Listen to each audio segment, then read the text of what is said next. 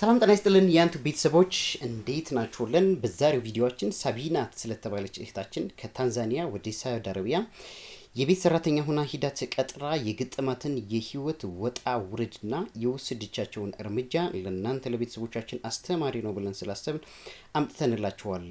እንግዲህ ሳቢና የሁለት ልጆች እናትና ቤተሰቦች አላት። ታንዛኒያ ወደ ሳውዲ አረቢያ ስትሄድ ምግብ የማብሰልና የጽዳት ስራ ለመስራት ነበር የሄደችው። እዛም ሂዳ ብዙ ቤተሰብ ማለትም ብዙ ወንድ ልጆችና እናትና አባት ያሉበት ቤት ውስጥ ተቀላቀለች። እዛም ውስጥ ከፍተኛ የሆነ ከጉንተላም አልፎ ከአንድ ከ32 ዓመት ልጃቸው ጋር እንግዲህ አስገድዶ እየደፈረ ከመኝታ ክፍሏ እየሄደ የትዳር ያክል እየኖሩ ነገር ግን ለቤተሰቦች ውስጥ ተናገር ደግሞ እንግልሻለን ለማንም ነገር ይሄንን ነገር ይፋ ታረጊና እያሉ ሲጨቁኗት እሷም ደግሞ ለመጮህም ይሁን ለመናገር አጋጣሚዎቹ በዙሪያዋ ማንም ስለሌላት አፍና ነገር ግን understand his mistake. I was guiding him as I would have guided my younger brother. We agreed that it wouldn't happen again, but people didn't value their word out there. So the friend I made here turned into a predator. Do you think all of this end with sexual assault and predation? No, something inhuman happened after the family came to know that Sabina and their son built a relationship over time. We started to develop a relationship. We began living together as people who loved each other and wanted to be together. The family eventually discovered I was in a relationship with their son. One day they called us, sat us down as family and said that no one should talk to the maid nicely and told everyone in the house should speak to me harshly, with pressure and treat me with contempt. They wanted to break me. They brought me and beat me brutally, slapped me. I don't know if the law allows them to disrespect and degrade a person like that. These men beat me, called bandits to try to kill me, and then they attacked me. The violence reached a point where I had to find a way to defend myself or they would have killed me. I was afraid and angry at the same time. I wanted justice for myself. I was deeply saddened. What a tragedy. Being attacked like that without even knowing why these people hate you to this extent can break anyone. She could see these people can even kill her. I had left my family in Tanzania and I didn't want to bring misfortune upon them by dying in a foreign country. When I told the son to leave my room the following night, he slapped me unexpectedly and I was shocked. I couldn't cry. I screamed loudly and then bowed my head and cried, praying to my God, the only one I had left. Doing this takes Sabina would have felt relaxed after a good break. Finally, someone was treating her like human. Were these people really treating her like human? The man, who was the boss, called me into his room and I went since my lady boss wasn't there. When I arrived, he asked me, "Do you know the job you came here to do?" I said no. He asked again in shock, "You don't know your job?" I replied that the job I usually do is household work, cleaning, washing clothes, cooking and other similar tasks. Isn't it clear that maid is supposed to do cleaning, and if someone will ask the employee if they know about their job role, clearly it will make them doubt if they are supposed to do something more than their natural chores. He started showing me his breeding business, fish, ducks, pigeons, and finally he took me to the dog house, which was designed like a house for humans. We entered and I saw 4 dogs. He then told me, "So, I brought you here to sleep with these dogs."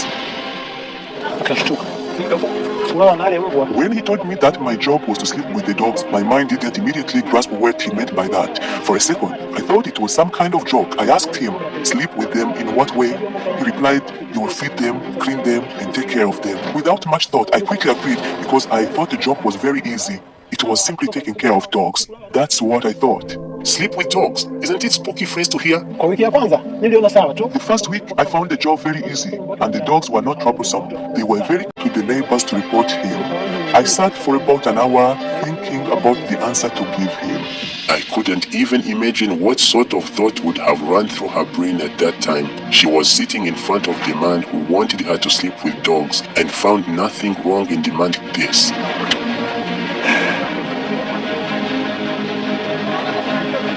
I needed the time to think about my escape from here. Till then, I had to stay in their good books. So I asked him, "When should I do these things with the dogs? Anytime?" He said, "Yes, anytime." After a while, I told him, "Please give me 2 days to think about it.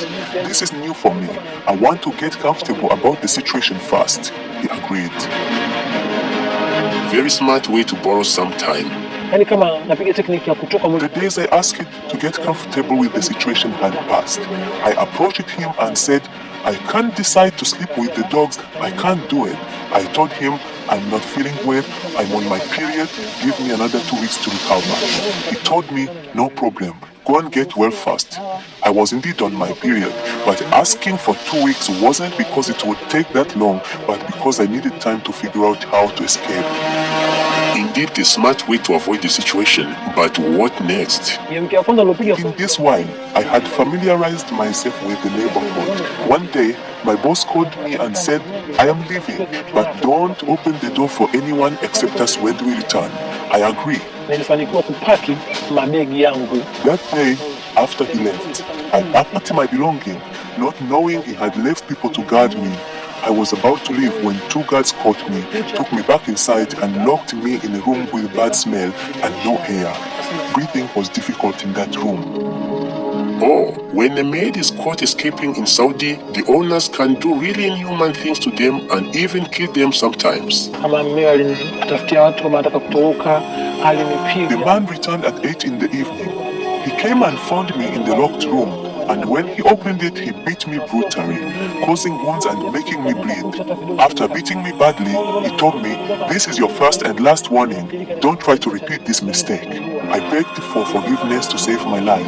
He forgave me and let me out. He had some humanity.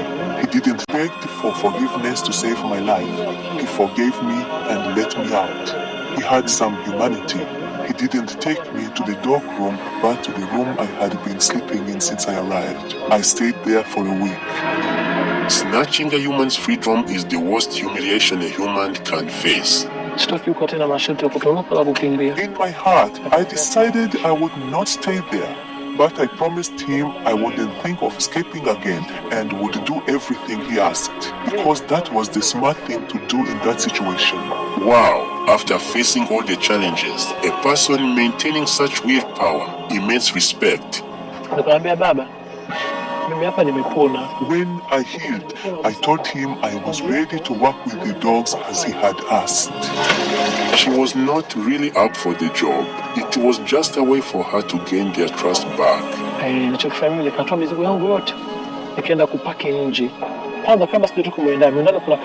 One night I talked with his wife around 5 in the evening. Post that, I packed all my belongings, but cameras were monitoring my action while going inside and outside the house. However, I luckily packed my luggage and transferred them out of the house. Asubuhi kumekucha, kaambia baba, vitu vya kupika vimeisha. The next morning, I told him, Papa, we are out of cooking supplies. He asked if I knew where to buy them. I said, yes, I know. He gave me money, and I went to where I had hidden my bags. I went to the authority and told them